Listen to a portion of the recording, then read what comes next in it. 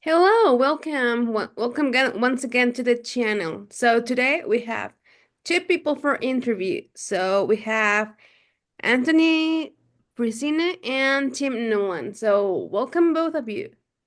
And my friend Tiff. So Thank welcome both of you. thank you. So let's start. Um, so for Tim, what's your name? First, can you present yourself? Like, what's your name? And that Both of you. both of you? Okay. My name is Tim Nolan. I live in Hamilton, Ontario, Canada.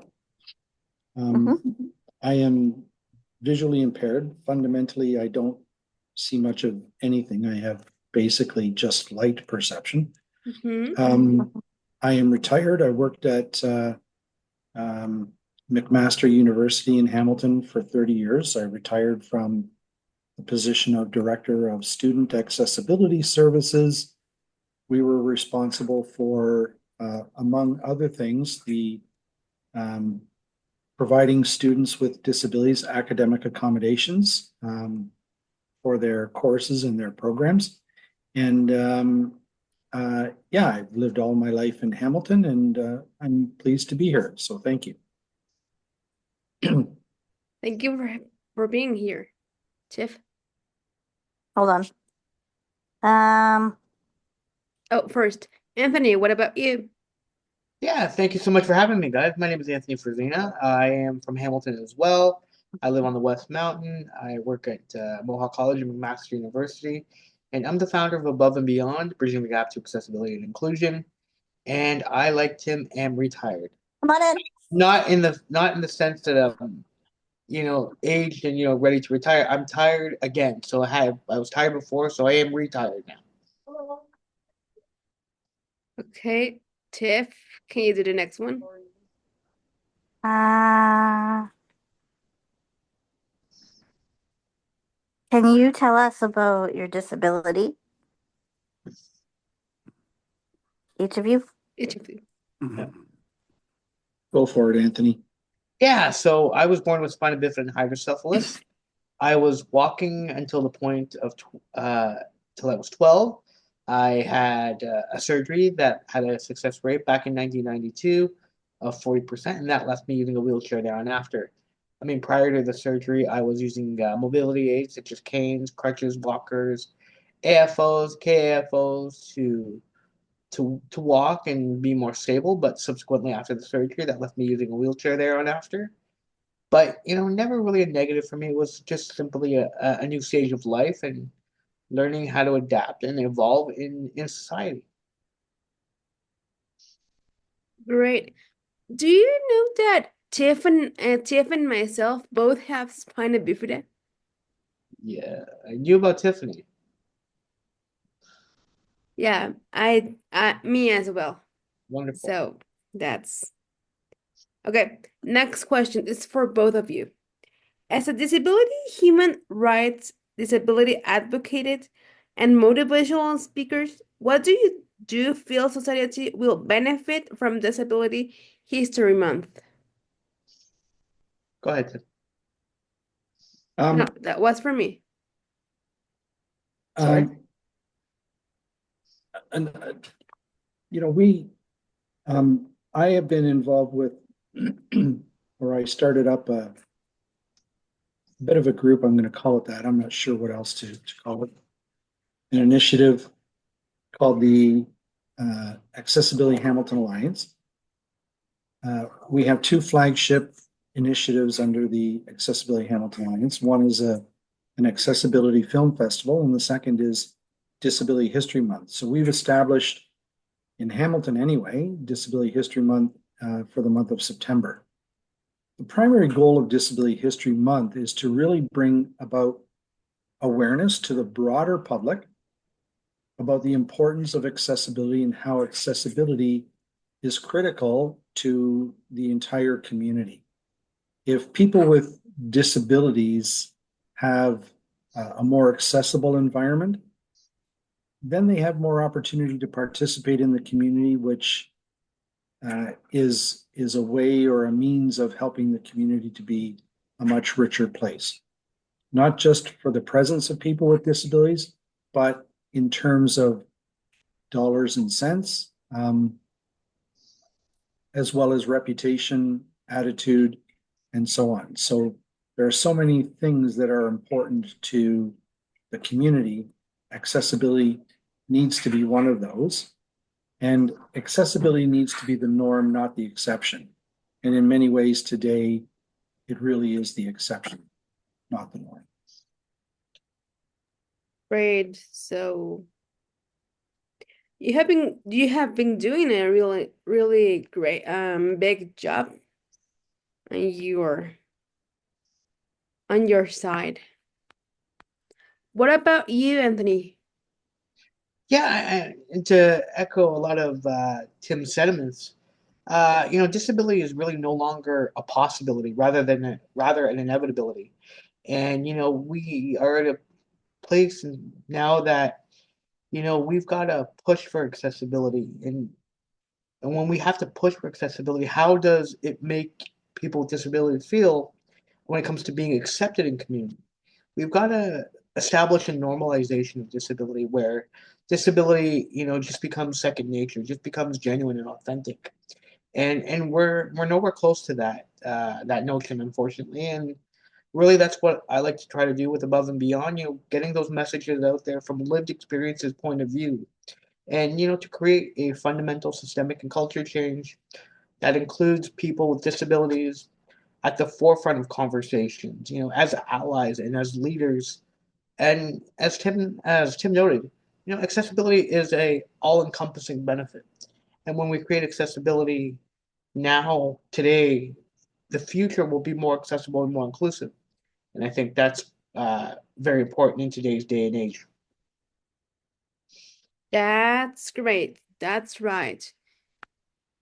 If if in the future we still make conscious about disability, there's gonna be a time where we don't have to do it anymore. So it's gonna be part of the everyday society. Tiff, you wanna continue?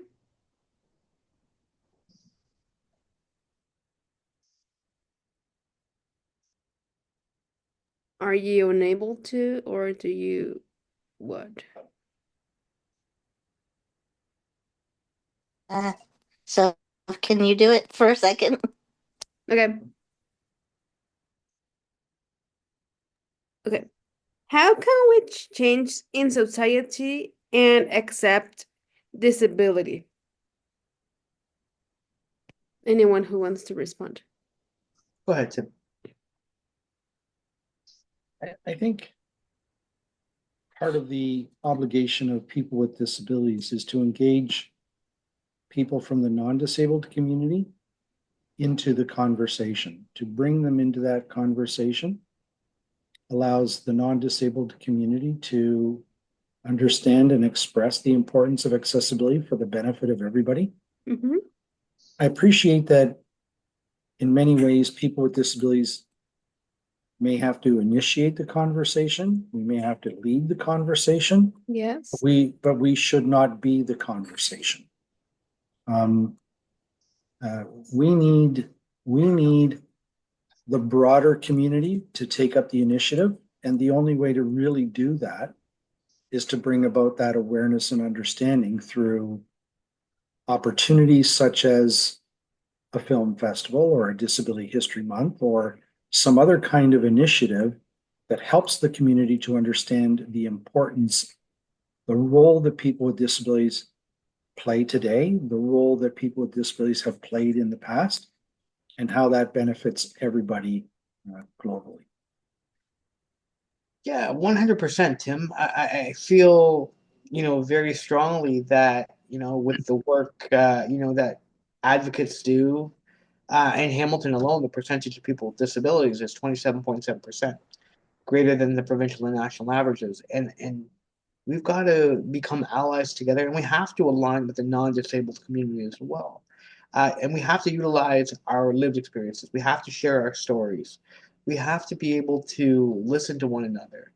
We have to turn accessibility advocacy by obligation to intentions-based approaches.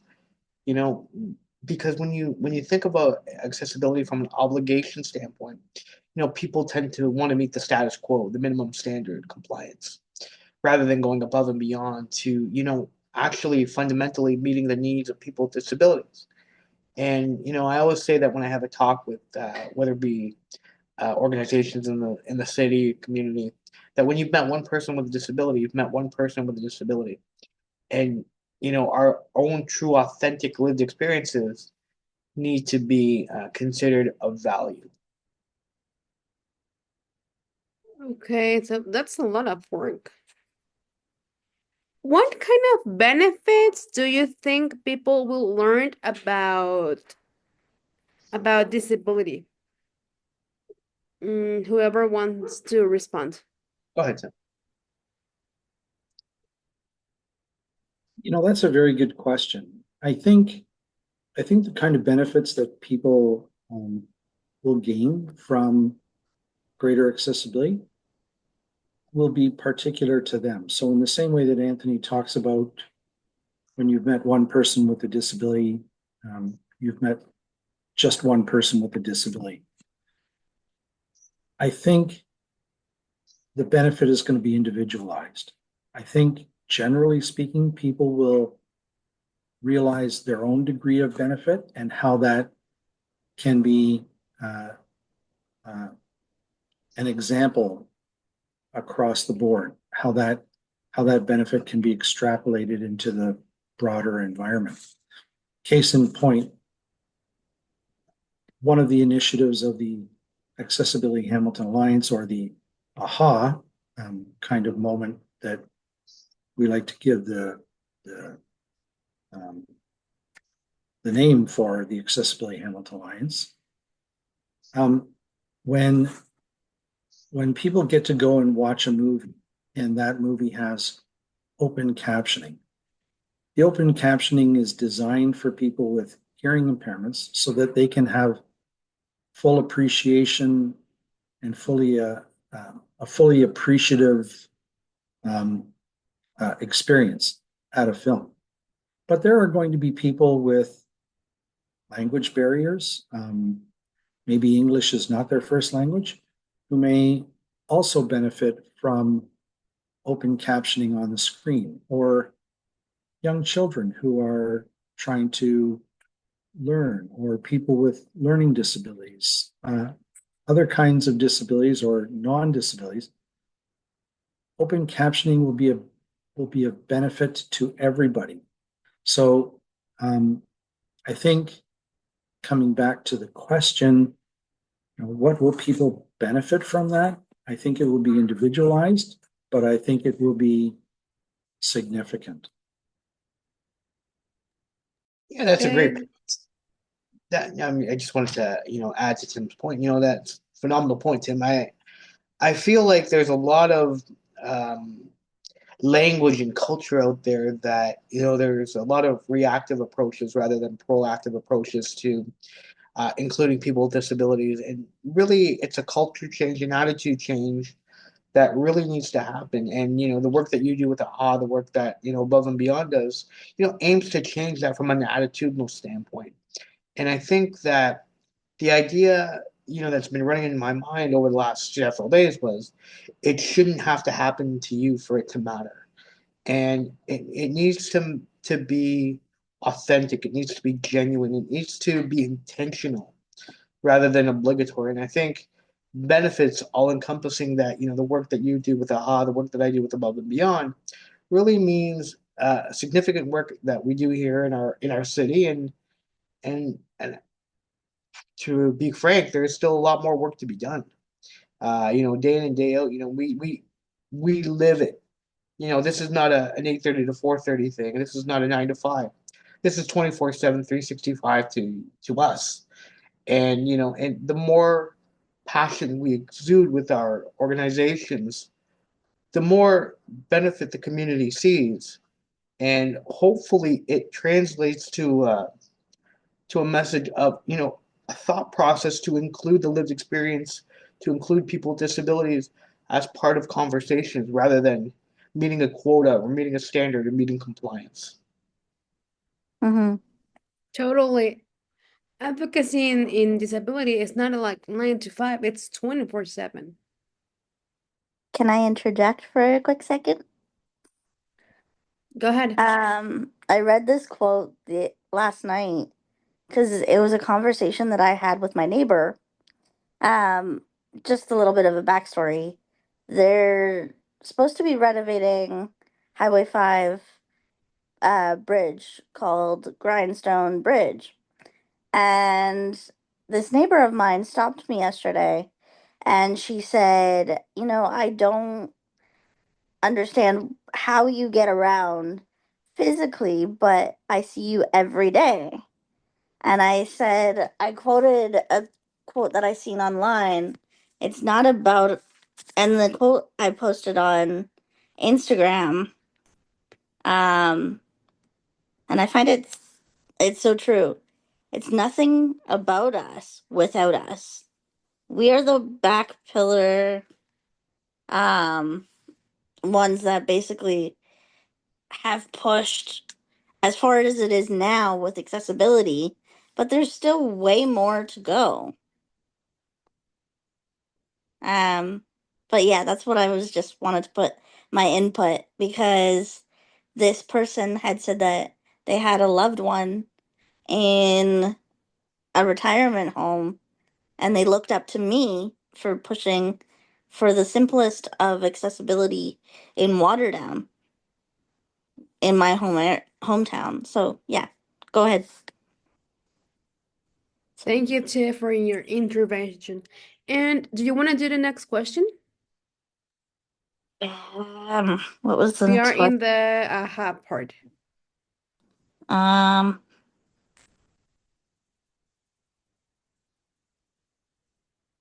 Tim, can you describe what AHA is? Um, so that way people know what AHA is. The AHA, or Accessibility Hamilton Alliance, was established to gather information from municipal political candidates, councillors for the city of Hamilton, to gain an understanding about what they know or understand when it comes to issues of accessibility. Subsequent to that uh, purpose for creating the Accessibility Hamilton Alliance, it became apparent to me that the Accessibility Hamilton Alliance can do so much more. So part of what we are doing is creating that awareness about the importance of accessibility and how that accessibility turns into understanding, and that understanding leads to opportunity, and opportunity leads to freedom of choice for people with disabilities. How the community is a much richer place for the involvement of people with disabilities in all aspects of everyday life. In support of our two flagship initiatives, which I've already mentioned, the Film Festival and Disability History Month, the AHA is connecting with people in the broader community, local staff within the city of Hamilton, students at McMaster University, faculty and staff of the university, the broader community, the business community, and so many other people in various ways. In addition to that, some people with disabilities are experiencing barriers on an individual basis. And so even though it is not a primary focus of the AHA, we are advocating to some degree on behalf of individuals so that those barriers that they are facing can be addressed in some way, if not on a personal level, then at least on a systemic level, so that people with disabilities do not experience similar barriers in the future. And that's just a small sample of all of the things that we are involved with. Tim, to your point too, I want to just add the fact that, advocating for individual and the barrier people with disability face, open doors for future barriers that become eradicated. Because of a barrier that an individual faces today becomes an open door for somebody else tomorrow. And I think through above and beyond the understanding of the fact that, I started this initiative back in the early 2010s when I started writing a book chronicling, life stories and, things in my life that I wanted to remember. I had no intention of publishing, but in early 2016, I reached out and through Cable 14 had the opportunity to pitch a TV show. And it subsequently was brought to life in 2018, and we're currently on our sixth season. And Tim, you've been a fantastic guest on it before. Um, and I think, sharing the stories, sharing the messages, kind of giving that, as you put it, Tim, aha moment, the realization that disability has it doesn't have to be negative. It's really not a negative. Disability is just I want to say, and I say this respectfully, an outside of the box way of thinking. Mm-hmm. Transitions from the status quo to what the quote unquote norm is to an alternative way of accomplishing a task. And I think part of the education that we need to do is educate people on outside of the box thinking. Thinking that when we build a ramp, for example, and I'll use that as an example, it benefits more people than Mm-hmm. just, mobility device users.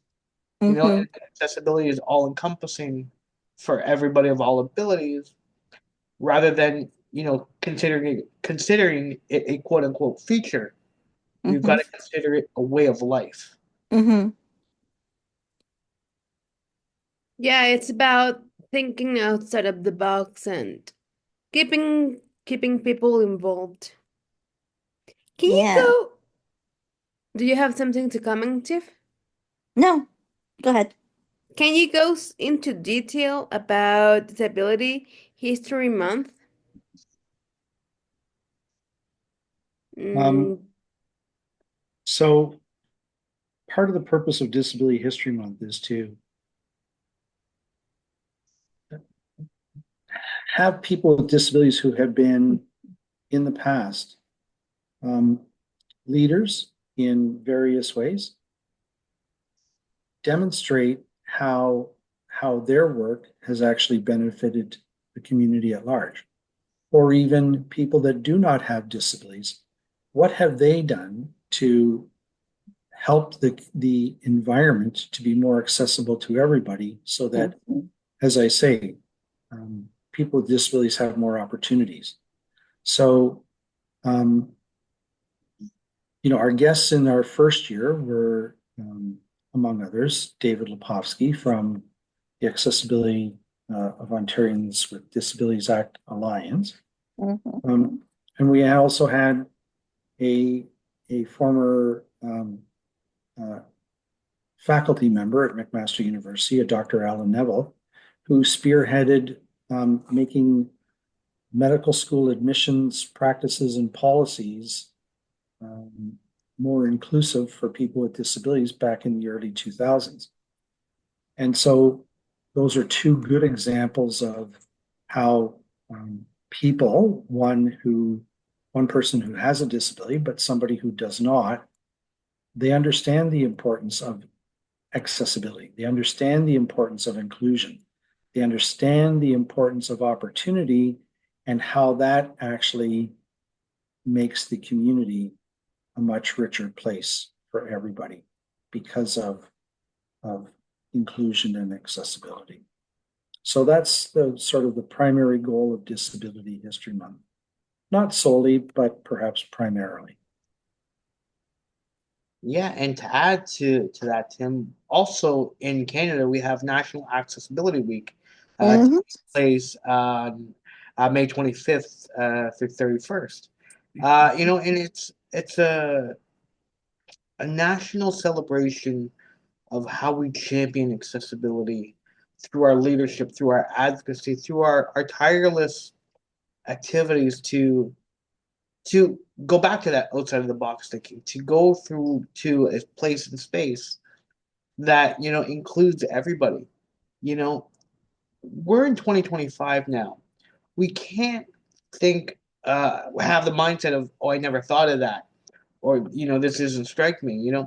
This is where that lived experience comes into place and comes into space, because we've got to be more authentic and genuine in our design of public spaces, design of buildings, ensuring that that equality and equity placemat um, is um, is achieved. A word that I've come into practice of late is meritocracy. Mm-hmm. Understanding that disability inclusion, it stems from the opportunity to give people with disabilities a place to thrive. Mm-hmm. You know, no longer should disability be considered or be threatened into legislative poverty. You know, Mm-hmm. we need proper supports, whether it be provincial, federal, or municipal governments, and we need a proactive approach. We need people to advocate with us, as I said, as a priority. With urgency, rather than it being considered an afterthought. And through the advocacy and the work that's done through AHA and through Above and Beyond, we continue to push the envelope beyond the status quo. There's a semblance to believe that people with disabilities have been desensitized to a degree to be content with what we're given, rather than having the voice to push and fight for what we deserve. Mm-hmm. Can you tell us about film fe- uh the disability festival?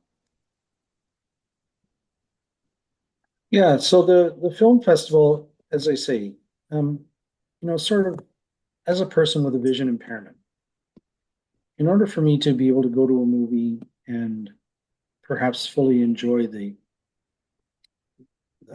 a movie on a big screen in the most fulsome way,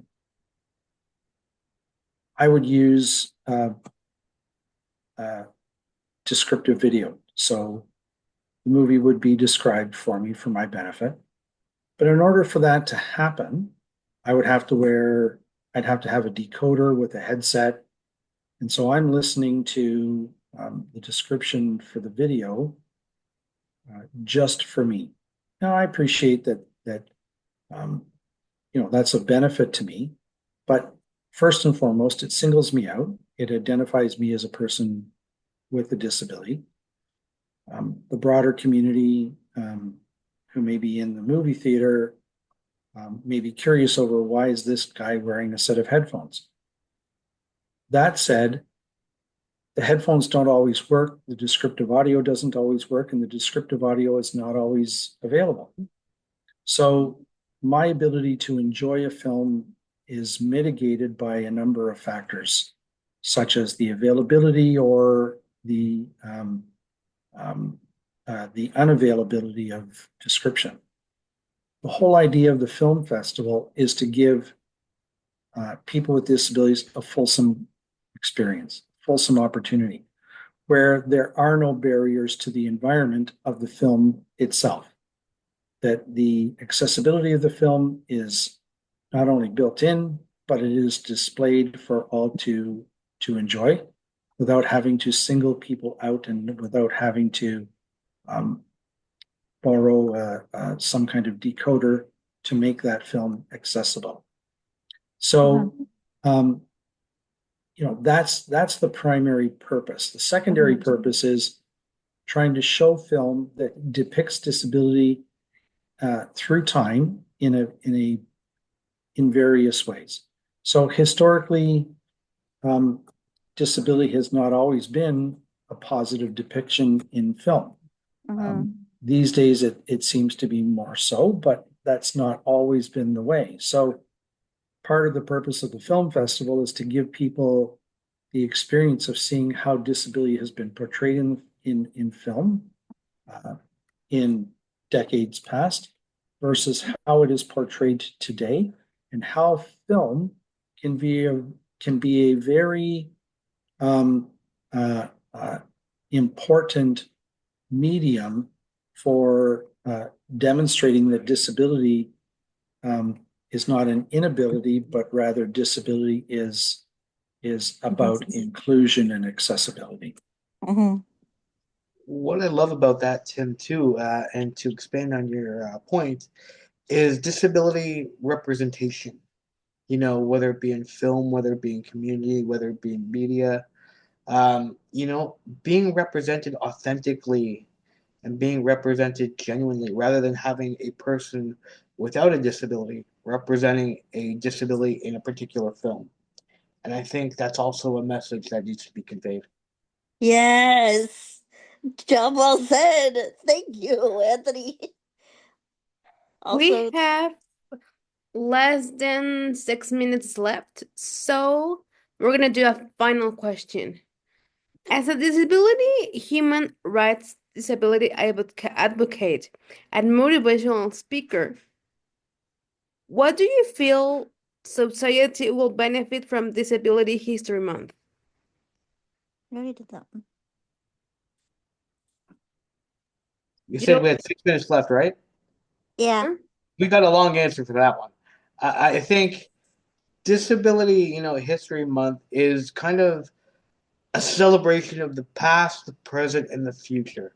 You know, acknowledging what the past uh, is, was, the growth to the present time, and the extension into the future. I think that we truly need to be uh, involved in community, involved in our society, involved in, you know, cultivating that fundamental systemic and culture change, but also recognizing how far we've come. You know, recognizing the fact that change is inevitable. You know, recognizing the fact that, you know, we've started from this point, we're currently at this point, but this is where we continue to evolve to, and it's a progression, not a perfection. So, from my point of view and my perspective, that's really, you know, Disability History Month. Can we take a quick group selfie? Yeah, I'll do it. Well, first of all, I wanna thank you both of you for wanting to do this interview. I know we had a just limited 45 minutes time, but I think it was pretty good. So if you like it, please give a like, comment, share, and subscribe. And both of our guests' social media will be in the description box. So thank you. Thank you very much for the opportunity to speak with you today. Thank you Can guys very we much.